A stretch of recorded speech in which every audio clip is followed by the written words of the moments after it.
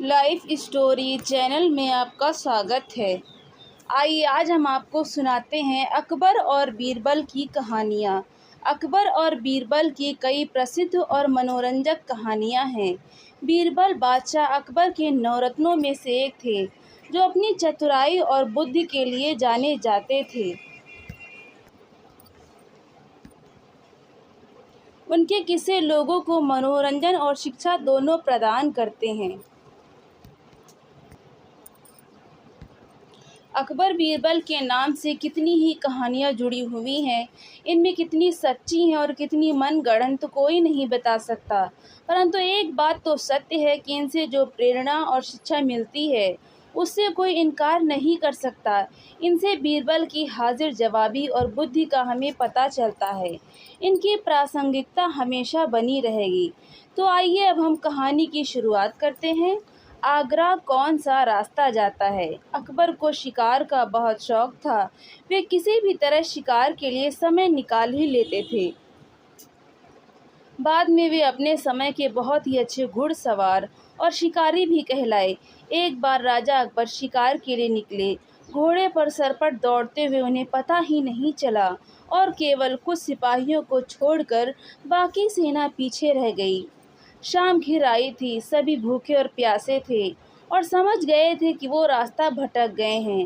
राजा को समझ नहीं आ रहा था कि वो किस तरफ जाएं। कुछ दूर जाने पर उन्हें एक तिराहा नजर आया। राजा बहुत खुश हुए। चलो अब तो किसी तरह वे अपनी राजधानी पहुंच ही जाएंगे, लेकिन जाएं तो जाएं किस तरफ? राजा उलझन में थे।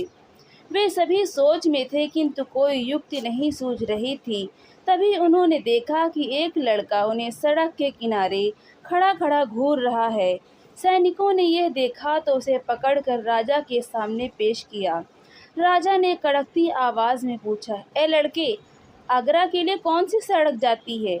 लड़का मुस्कुराया और कहा, जनाब, ये सड़क चल नहीं सकती। तो ये आगरा कैसे जाएगी? महाराज, जाना तो आपको ही पड़ेगा। और यह कहकर वो खिलखिलाकर हंस पड़ा। सभी सैनिक मौन खड़े थे। वे राजा के गुस्से से वाकिफ थे। लड़का फिर बोला, जनाब, लोग चलते हैं, रास्ते नहीं। यह सुनकर इस बार राजा मुस्कुराया और कहा, नहीं, तुम ठीक कह रहे हो। तुम्हारा नाम क्या है? अकबर ने पूछा। मेरा नाम महेश दास है महाराज, लड़के ने उत्तर दिया। और आप कौन हैं? अकबर ने अपनी अंगूठी निकालकर महेश दास को देते हुए कहा, तुम महाराजा अकबर हिंदुस्तान के सम्राट से बात कर रहे हो। मुझे निडर लोग पसंद हैं। तुम मेरे दरबार में आना और मुझे अंगूठी दिखाना। ये अंगूठी देखकर मैं तुम्हें पहचान लूँगा। अब तुम मुझे बताओ कि मैं किस रास्ते पर चलूँ ताकि मैं आगरा पहुँच जाऊँ। महेश दास ने सिर झुकाकर आगरा का रास्ता बताया और जाते हुए हिंदुस्तान के सम्राट को देखता रहा। इस तरह अकबर भविष्य के बीरबल से मिले। ईश्वर जो भी करता है अच्छा ही करता है। बीरबल एक ईमानदार तथा धर्मप्रिय व्यक्ति था। वो प्रतिदिन ईश्वर की आराधना बिना नागा किया करता था। इससे उसे नैतिक व मानसिक बल प्राप्त होता था। वो अक्सर कहा करता था कि ईश्वर जो कुछ भी करता है, मनुष्य के भले के लिए ही करता है। कभी कभी हमें ऐसा लगता है कि ईश्वर हम पर कृपा दृष्टि नहीं रखता, लेकिन ऐसा होता नहीं। कभी कभी तो उसके वरदान को भी लोग शाप समझने की भूल कर बैठते हैं। वो हमको थोड़ी पीड़ा इसलिए देता है ताकि बड़ी पीड़ा से बच सकें। एक दरबारी को बीरबल की ऐसी बातें पसंद न आती थीं। एक दिन वही दरबारी दरबार में बीरबल को संबोधित करता हुआ बोला, देखो, ईश्वर ने मेरे साथ क्या किया। कल शाम को जब मैं जानवरों के लिए चारा काट रहा था तो अचानक मेरी छोटी उंगली कट गई। क्या अब भी तुम यही कहोगे कि ईश्वर ने मेरे लिए यह अच्छा किया है? कुछ देर चुप रहने के बाद बोला बीरबल, मेरा अब भी यही विश्वास है, क्योंकि ईश्वर जो कुछ भी करता है मनुष्य के भले के लिए ही करता है। सुनकर वह दरबारी नाराज हो गया कि मेरी तो उंगली कट गई और बीरबल को इसमें भी अच्छाई नजर आ रही है। मेरी पीड़ा तो जैसे कुछ भी नहीं। कुछ अन्य दरबारियों ने भी उसके सुर में सुर मिलाया। तभी बीच में हस्तक्षेप करते हुए बादशाह अकबर बोले, बीरबल, हम भी अल्लाह पर भरोसा रखते हैं, लेकिन यह तुम्हारी बात से सहमत नहीं। इस दरबारी के मामले में ऐसी कोई बात नहीं दिखाई देती जिसके लिए उसकी तारीफ़ की जाए। बीरबल मुस्कुराता हुआ बोला, ठीक है जहाँपनाह, समय ही बताएगा।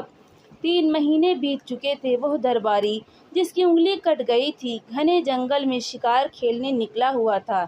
एक हिरन का पीछा करते वो भटक कर आदिवासियों के हाथों में जा पड़ा।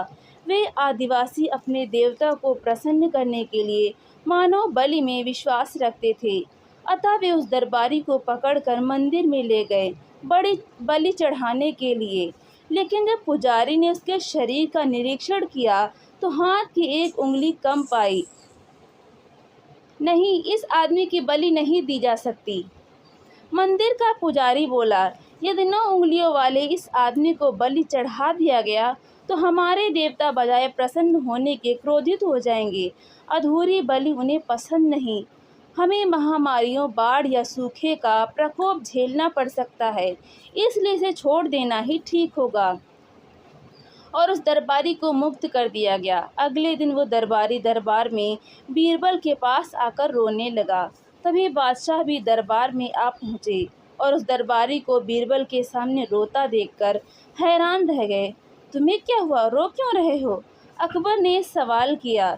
जवाब में उस दरबारी ने अपनी आप बीती विस्तार से कह सुनाई।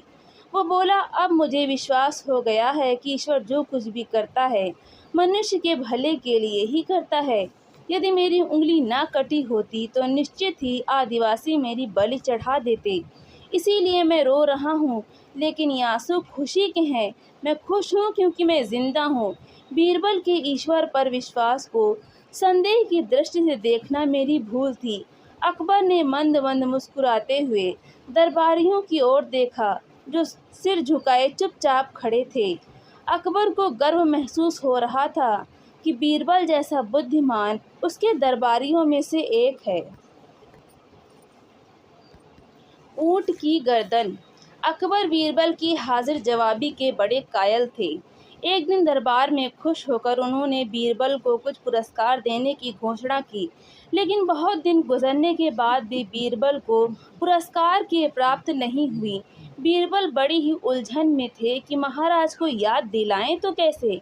एक दिन महाराजा अकबर यमुना नदी के किनारे शाम की सैर पर निकले। बीरबल उनके साथ था। अकबर ने वहां एक ऊंट को घूमते देखा। अकबर ने बीरबल से पूछा, बीरबल बताओ, ऊंट की गर्दन मुड़ी क्यों होती है? बीरबल ने सोचा, महाराज को उनका वादा याद दिलाने का यह सही समय है।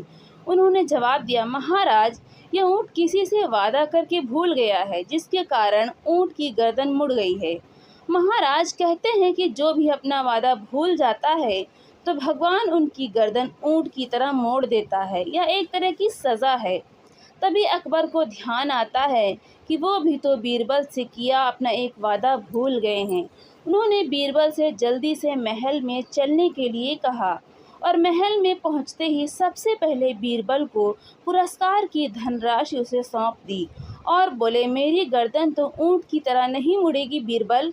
और यह कहकर अकबर अपनी हंसी नहीं रोक पाए और इस तरह बीरबल ने अपनी चतुराई से बिना मांगे अपना पुरस्कार राजा से प्राप्त किया।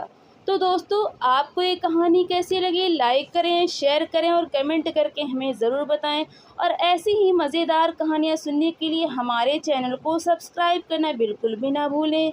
तो मिलते हैं अगली नई कहानी के साथ। बहुत बहुत धन्यवाद।